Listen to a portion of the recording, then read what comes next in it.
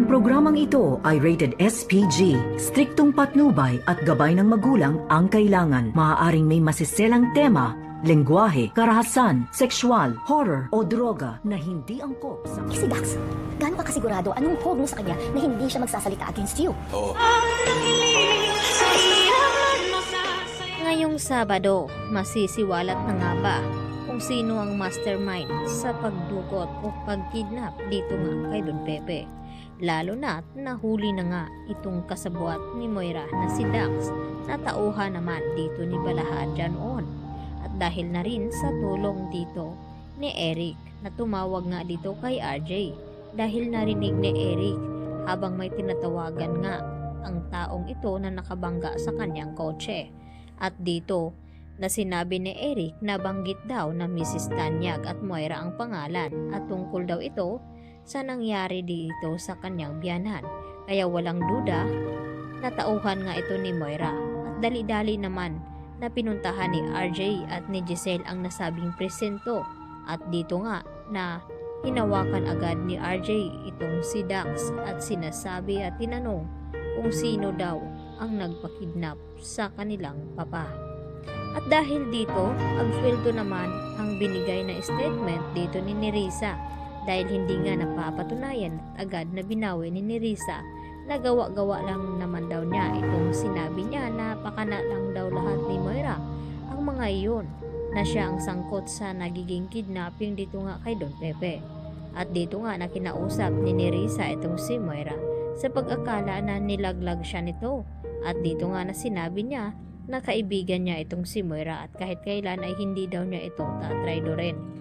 Subalit paano daw nakasigurado itong si Moira na hindi siya ikakanta dito ni Dax at ano ang kanyang pangahawakan dito na ngayon nga ay kasalukuyan na hawak na nga ng mga kapulisan itong si Dax at magbibigay na nga ng statement kung sino ba ang kanyang mga amo at mastermind sa nangyaring kidnapping.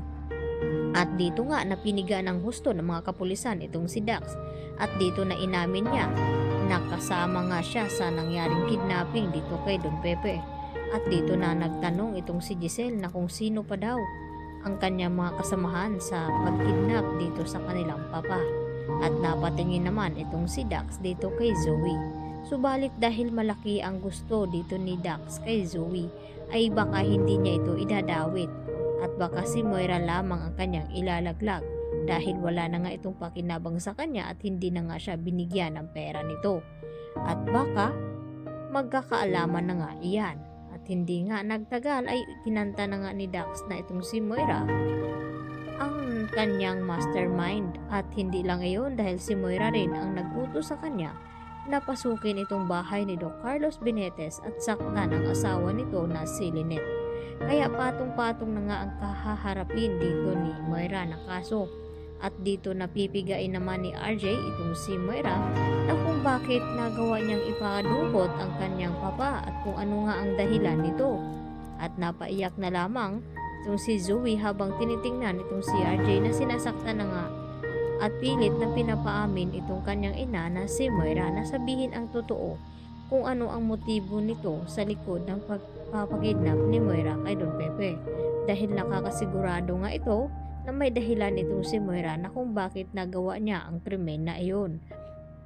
At wala namang magagawa itong si Dax dahil napilitan na rin siyang umamin dito na itong ang si Moira ang nagutos sa kanila na saktan itong si Don Pepe at ipakidnap.